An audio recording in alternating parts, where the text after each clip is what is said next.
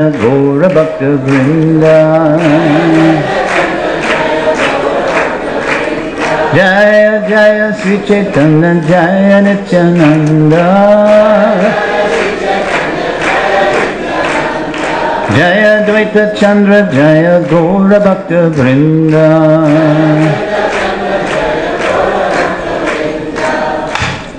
Srila Prabhupada ki jai. His Holiness Jayapataka Maharaj ki jai.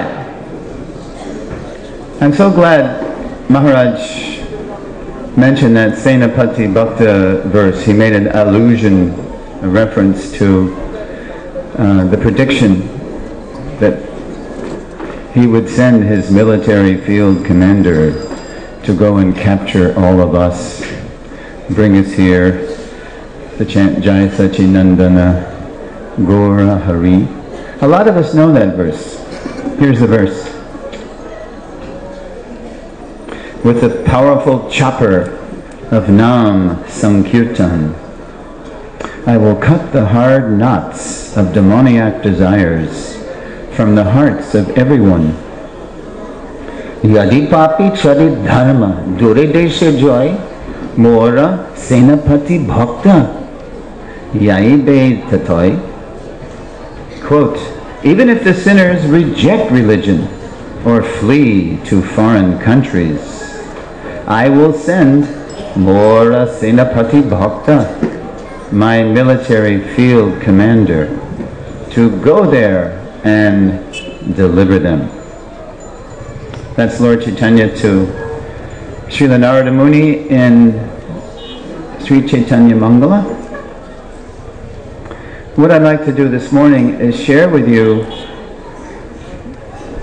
some historical arrangements that Lord Chaitanya made. How Lord Chaitanya set the stage of world history over 4.5 centuries to send his Senapati Bhakta abroad to just the right place at just the right time.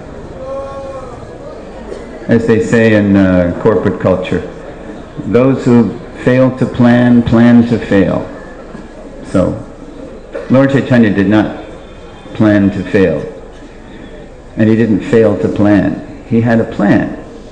And the Lord's plan is always very mysterious and incredible and inconceivable. So, let's look at some of these historical arrangements over the course of 4.5 centuries. Of course, I'm just going to touch on some highlights. So the first arrangement Lord Chaitanya made was, he came. As Lord Advaita was praying, oh Lord, this whole world is being overrun by sense gratifiers. They've forgotten pure devotional service. Please come, help us. So Lord Chaitanya came, establishing the Yuga Dharma, and he had his private reasons for coming too, of course. Anarpita charing chirat, may that Supreme Lord, Kaviraj Goswami says in the 4th verse of Adi Lila, chapter 1, may that Supreme Lord, who was known as the son of Srimati Shachi Devi, be transcendentally situated in the innermost chambers of your heart, resplendent with the radiance of molten gold. He has appeared in the age of Kali by his causeless mercy to bestow with no incarnation ever offered before the most sublime and radiant mellow of devotional service, the mellow of conjugal love. So Lord Chaitanya, he was encouraging everyone to explore, if you will, that inner space in the heart where the soul lives and where Krishna lives. Inner space. Now, that bhakti renaissance that the Lord ignited here in the subcontinent of India, Bharatvarsha, that had its reflection in the West. In the Renaissance, in the age of exploration, in the Industrial Revolution, Well, in Bharatvarsha, the Lord was encouraging everyone to explore that inner space. What was happening in the West was people were throwing off the shackles of a corrupt church in Rome, and they were beginning to explore the natural world more with telescopes and microscopes. And the age of discovery brought Westerners even to India, like the French in Pondicherry and the Portuguese in Goa, and then finally the British for 200 years, mid-1700s, mid-1900s. This was also part of the Lord's plan. Lord Chaitanya was allowing people outside Bharatvarsha to develop their yantra technology. Meanwhile, back in Bharatvarsha, what was going on here? It was very mysterious, because that bhakti renaissance that Lord Chaitanya ignited, mysteriously, the Lord allowed that renaissance to be eclipsed, overshadowed, disgraced by 13 Sampradayas. For a couple of hundred years. We can't always know. We can, it's, what do they say? Strange and wonderful are the ways of the Lord. Just like a couple of years ago, as we remember in Russia, there was an attempt to ban the Bhagavad Gita. Now when I heard that, I just laughed. I mean, don't get me wrong. It's very serious, right? The Russian Orthodox Church colluded with, disgruntled former Soviet people in power to try to get us out of Russia, specifically Prabhupada's Bhagavad Gita. Now when I grew up, my father was an advertising executive on Madison Avenue in New York City, so I grew up reading things like Advertising Age. He was grooming me to be an ad man, a hidden persuader. In a word, a Rakshasa. So when I heard that they were trying to ban the Gita, I thought, wow, how creative the Lord is. What an ad campaign for the Gita. Just get the book banned, or just threaten to ban it, and everybody will want to read it. Of course, it's forbidden fruit. What we're forbidden to do, we immediately want to do. And so I checked with our Russian brothers and sisters, and sure enough they said, oh yes, Prabhu, everybody wants Bhagavad Gita now. Especially at the metro, in Moscow. They got about 50 places where they do the metro. So creative. Okay, so while bhakti was being disgraced in Russia, meanwhile, they're developing their yantra technology, the Industrial Revolution, and then in the 19th century, as we know, Srila Bhaktivinoda Thakur came along. Srila Prabhupada always called Srila Bhaktivinoda the pioneer of the Krishna consciousness movement in the modern world. Just a super guru. Single-handedly reviving the good name of bhakti, which had been disgraced for over 200 years.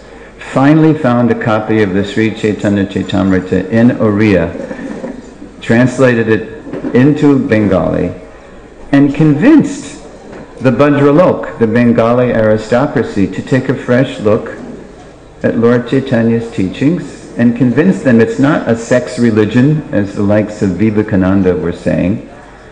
It's not a debauched cult, but it's actually the most sublime and radiant spiritual knowledge of the mellow taste of his service, the mellow of conjugal love. So they did. They took a fresh look, and they saw, wow, this is actually better than what the British are saying. It's better than Shakespeare. It's better than the Bible. It's better than, Western civilization.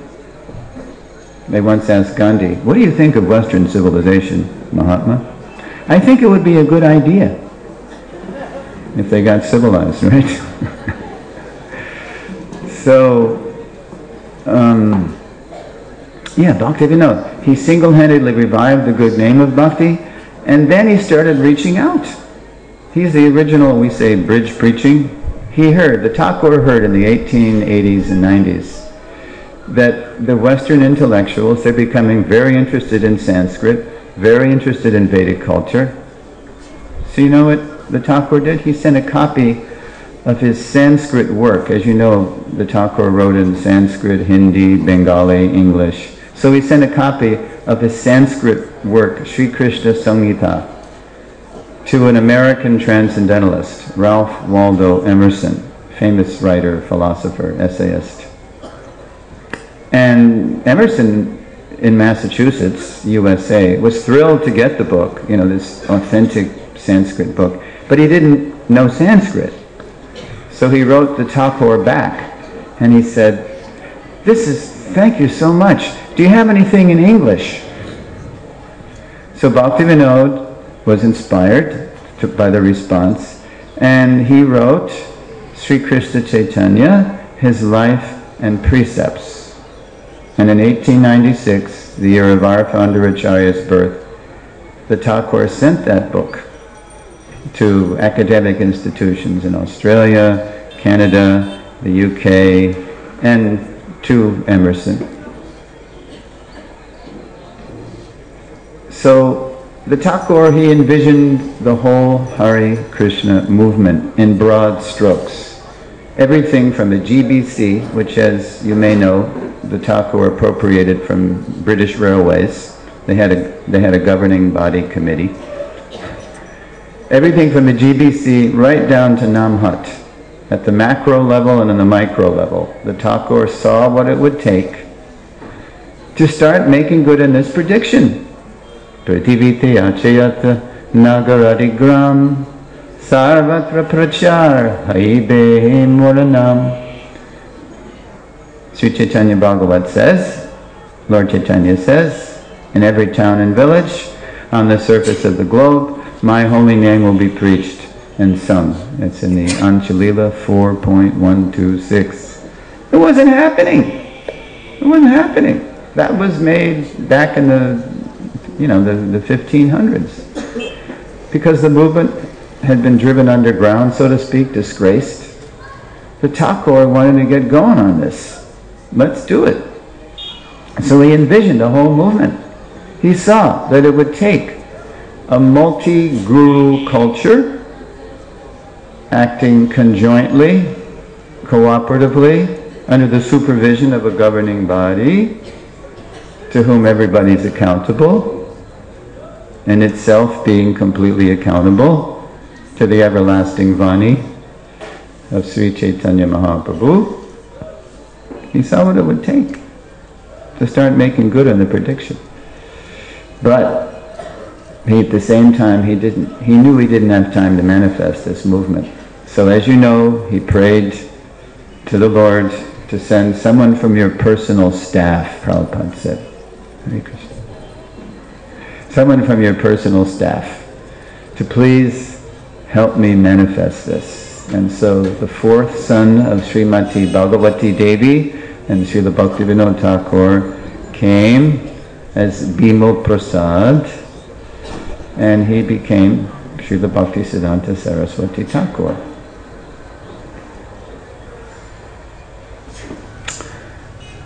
And in 1918, 4 years after his father, Srila Bhaktisiddhanta's father, passed away, in 1914, Bhaktivinoda Thakur passed away, and 3 years after his Guru Maharaj passed away, Srila Gaura Das Babaji, after doing his vrat of chanting 1 billion names with a B, 1 billion names, took him 9 years to do it, he sat down in front of a picture of his Guru Maharaj, Gaura Das Babaji, and accepted sannyas. Now if you're a ray of Vishnu, you can do that. Don't do that. Go through the normal channels. And that was, Prabhupada said, that was the beginning of his mission, when he accepted sannyas. And then he started building it. And if you've read Srila Bhaktisiddhanta Vaibhav, excellently documented biography of Srila Bhaktisiddhanta by His Holiness Bhakti Vikash Maharaj. You know that he eventually expanded 64 Gaudiya Mats. We hear 60,000 initiated at least Harinam disciples. And the crowning glory of the Gaudiya mission was that he sent the first Vaishnava preachers abroad to start making good on this every town and village prediction. In 1976, when His Holiness Bhakti Rakshak Sridhar Maharaj was visiting Srila Prabhupada in the Lotus building, in his rooms. And how do I know this? Because I heard Harishari Prabhu's Living Bhagavat series. Sridhar Maharaj said, as duly noted by Prabhu, Swami Maharaj, you're the real Acharya. You know, when our godbrothers went to Europe in the 1930s and they came back after a couple of years, Guru Maharaj called them back without much success. We thought, how could this every town and village prediction actually come true? These people, they're animals. What did Bhakti Saranga Maharaj hear from the Marquis of Zetland? You know this sound clip from Prabhupada. One Marquis of Zetland said to my godbrother, Swamiji, can you make me a Brahmin? Oh yes, just avoid intoxication, illicit sex, meat eating, and gambling. Impossible! That's the life and soul of Western culture. One time I was hitchhiking in the early days of the movement, you know, in a dhoti and a shit. That's how we got around in the early. There was no money for planes or even gasoline. I was hitchhiking in America, and I was in a throughway ramp, entrance to a freeway, and a state policeman pulled up. And he had his ticket book out. He was going to write me a ticket for hitchhiking. So, but then he looked at me and he said, "Who are you?" And I looked different, right? Dhoti, shaved head. So I blurted out. I was about 25 years old. I'm with the Hare Krishna movement, and we don't take intoxication, we don't have illicit sex, we don't eat meat, and we don't gamble. Sir? And the state policeman just put down his ticket book, dropped his pen to his side, and looked at me, and with all seriousness, he said, "Son, you've got enough problems."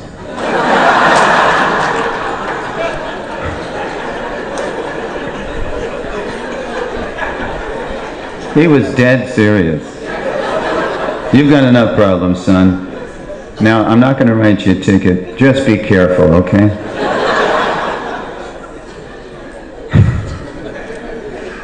Just see how we're protected by the regulative principles. Now, contrast the response. Oh no, so back to the story, and all these stories, right? So Sridhar Maharaj said, so we thought, how could these people, they can't even follow the four regulative principles. We thought this must be some poetic expression from the Sri Chaitanya. But every town, how could that literally be true?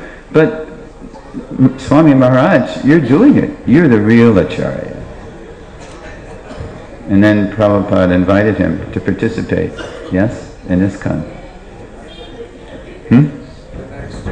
The next year, okay. I won't go over my head. Okay, so as we know from the history, unfortunately, the Gaudiya Math, after the disappearance of their founder Acharya, that's where the phrase first appeared in the Gaudiya Math literature, founder Acharya.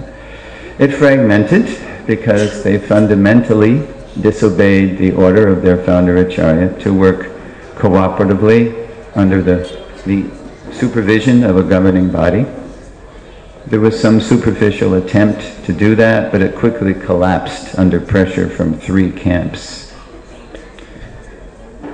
And Srila Bhaktisiddhanta, there's a lot of evidence from our Srila Prabhupada, that Srila Bhaktisiddhanta knew what was going to become of his own mission.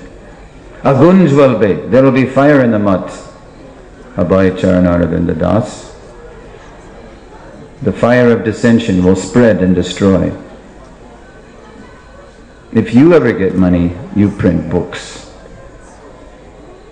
Srila Bhaktisiddhanta, he could not only see what was going to become of his own mission, he could see who would be capable of reviving it.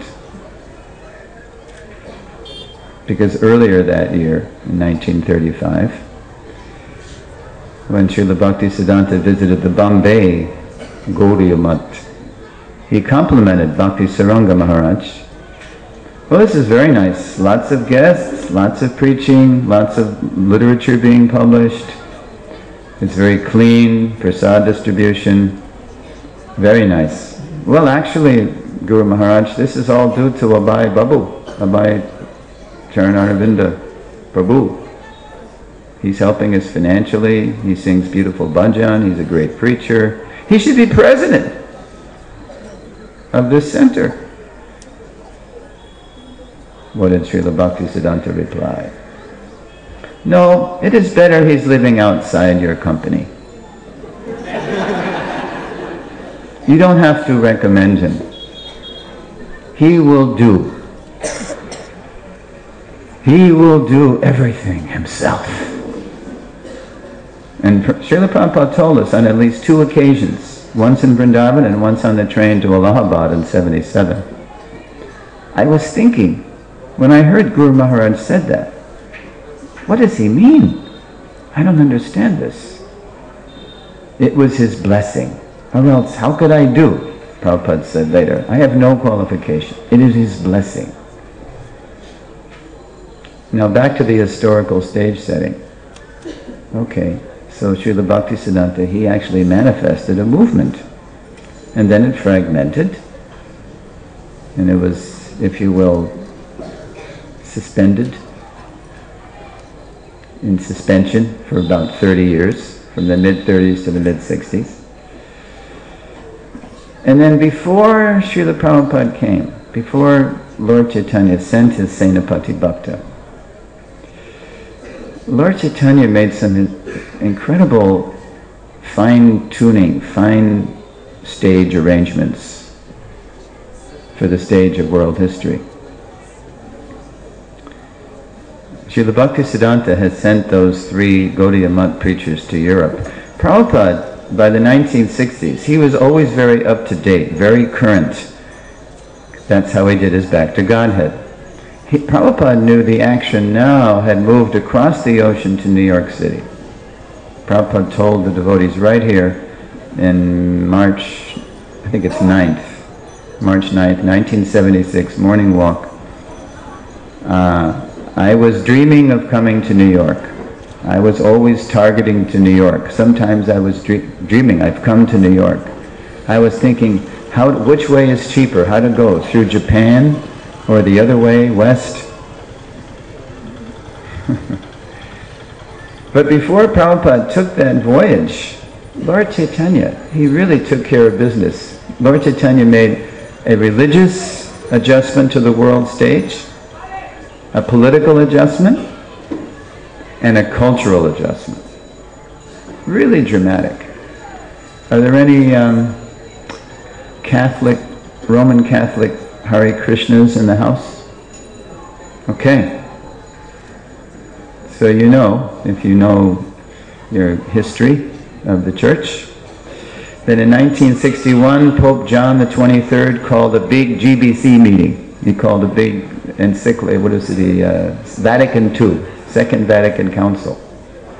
Much like Pope Francis today, he was trying to make the church more relevant, purify it, more real for the people. So this very avuncular, Santa Claus-like, rosy-cheeked Pope John the 23rd, very popular Pope, called this meeting, 1961.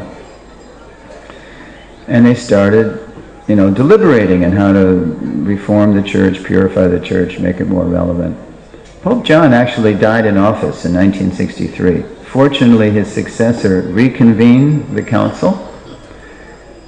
And in 1965, the very year that Srila Prabhupada sailed west, that meeting ended with a lot of resolutions. But the resolution that was most relevant to Prabhupada's mission was this. For the first time in its history, since the 4th century, Rome dropped its claim of exclusivity, that we're the only way, and if you're not following Rome, you're going to hell. God's grace could manifest through other faith traditions. They said that, and this was a time window. From 63 to 68, Rome was saying this. In 68, the next pope rescinded that. But just when Prabhupada came. So this gave subtle but very powerful psychological permission for Roman Catholics worldwide to look at other teachings and appreciate how God's mercy could manifest in other faith traditions.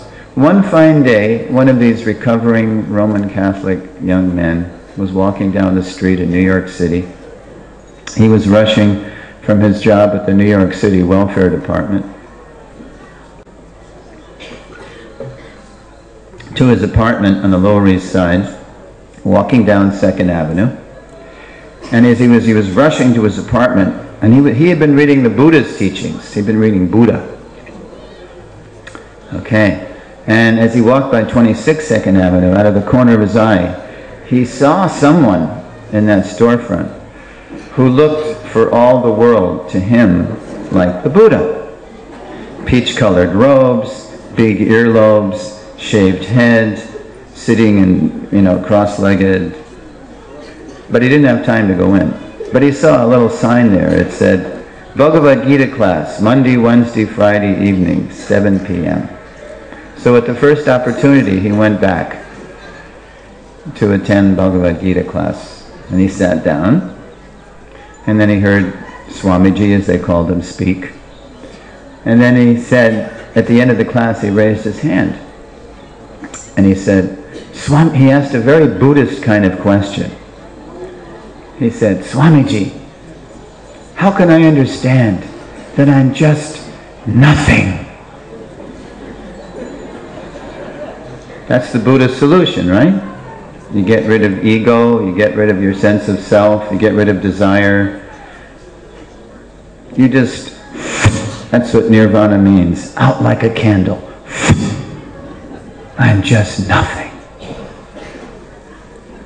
Right? No more suffering. You get rid of yourself, no more suffering. It's like, what's that joke? The operation was a success, doctor. Unfortunately, the patient died. So what did, Prabhupada, he had to answer all these questions. Just like after 6 months of chanting in the storefront, one of his ardent listeners said, this was Howard, Swamiji, I've been chanting Hare Krishna for 6 months and I still haven't seen the universal form.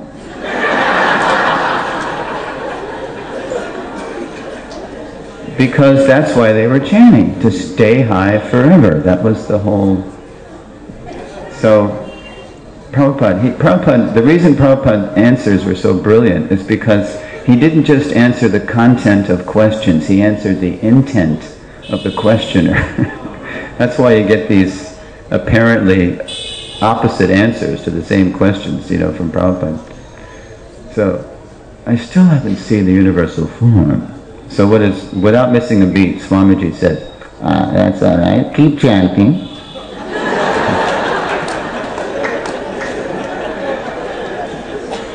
We call that crazy questions, perfect answers.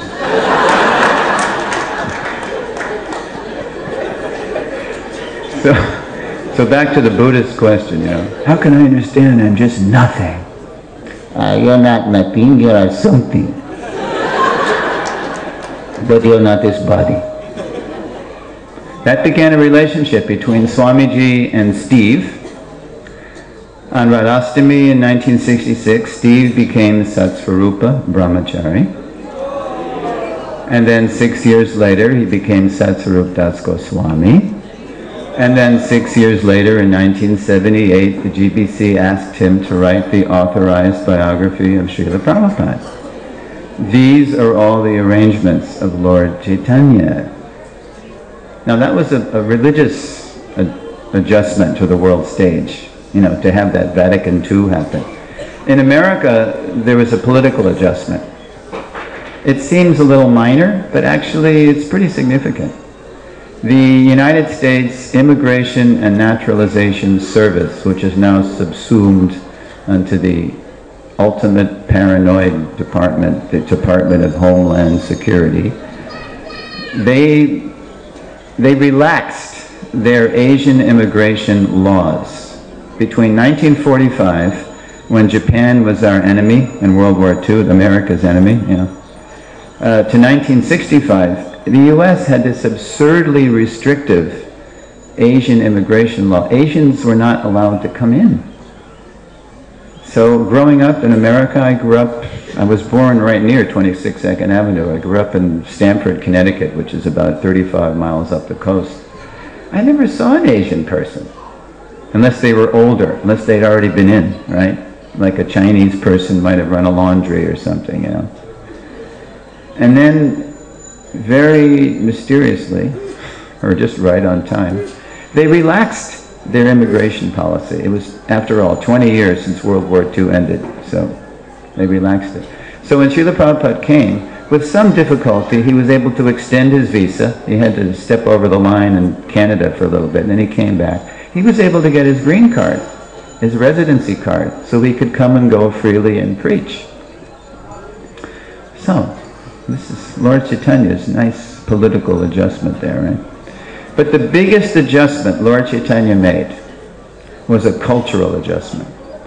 As anybody from my generation will attest, especially in America, when Prabhupada came, what did he find? He found a whole generation of people mad after anything Eastern. When Prabhupada came, he was doing two things. He was studying Americans. Yeah, he was studying. Prabhupada said, you know, when I was in New York alone, sometimes I would get on the bus and you're in New York, I'd put a coin in the meter and I would just ride around the city just observing how you people lived. Something wonderful, you know, something amazing. Like Sally Agarwal, she tells the story how when Prabhupada was in her home in Butler, Pennsylvania, one morning she saw water coming out from underneath the bathroom door. Confirm. And so she thought something was wrong. So Swamiji, are you all right? Are you all right? She opens the door, and there's Prabhupada. He's trying to wash his clothes, Indian style, on Sally Agarwal's bathroom floor, you know? And unfortunately, the floor did not slope to a drain like in India, because, you know, there's a bathtub and a sink and a toilet. And so there's Prabhupada. He's doing mush and gush and whap and bap, you know. He's doing the whole thing. And meanwhile, the water's it's flying out. Oh, Swamiji, I'll have to show you the washing machine. Washing machine? And then later on, Prabhupada saw how Sally Agarwal was cleaning her house. Vacuum cleaner? You know, what's that? So along with studying Americans, Prabhupada, he was writing letters to his godbrothers. And he was saying, I'm here in America. And I see Americans, they anything yoga, meditation, you know, anything Eastern, they're really mad after it. And the Ramakrishna mission is here. They've reinvented themselves as the Vedanta Society. And with their 10th class rubbish philosophy, Prabhupada wrote one godbrother, they are attracting all these naive Americans who don't know anything about anything Vedic. And they've got $1 million skyscraper here. And we Gaudiya Mutt people, Prabhupada said to one godbrother, we've become paupers, we've become beggars, because we're not cooperating. But better late than never, here I am. Let's cooperate, let's do it. If you have the Bhaktivedanta database, if you only have time to read one letter, go to November 8th, 1965, Prabhupada's letter to Bhaktivilas Tirtha Maharaj. Read this letter. It's really telling. He's saying to Tirtha Maharaj, Tirtha Maharaj, who was practically speaking the manager of the Gaudiya mission. He was a very good organizer, very good fundraiser. Tirtha Maharaj, you have, by Srila Prabhupada's grace, he means Bhaktisiddhanta's grace, you have those Calcutta Marwaris in the palm of your hand. You can inspire them to give crores of rupees, and you also have the contacts in Delhi to get the Indian government to release those rupees, to convert them into dollars. We need a skyscraper, we need $1 million building too. And I'm here, I'm your man. I have no desire to be the proprietor of any mutt or anything, but consider me one of the workers of your Sri Chaitanya mutt in Mayapur. He was still the mahant of that mutt. I'm your man. I can recruit, I can organize, I just need funds. Here I am. You know, I can do it. Nobody cooperated. Even he got criticism. So, I'd like to end by thanking Jayapataka Maharaj, His Holiness Jayapataka Maharaj. He mentioned that Senapati Bhakta verse at the end. What he didn't tell you is that as far back as 1989, Maharaj evinced, he demonstrated his profound understanding of Prabhupada's position in his Vyasa Puja offering. Again, if you have the Veda base, go to Vyasa Puja offerings, 1989, GBCs. Maharaj, citing Harinama Chintamani by Bhaktivinoda Thakur, identified Prabhupada's position. Here's what Bhaktivinoda Thakur says about the position of the founder Acharya in Harinama Chintamani. He wrote it in Bengali. He didn't say founder Acharya. He said Adyacharya. Listen to this. This is Jayapataka Maharaj's translation. Quote, one should first of all accept the instructions of the Sampradayera Adi Gurura. This is the prehistoric, the dawn of time gurus of the four Vaishnava Sampradayas, like Lord Shiva, four Kumaras, Lakshmi, Lord Brahma. We first of all have to accept them. The original gurus of these Sampradayas, and behave accordingly, follow their instructions. Now in the disciplic succession of Vaishnavas, the previous Acharyas, what was the phrase?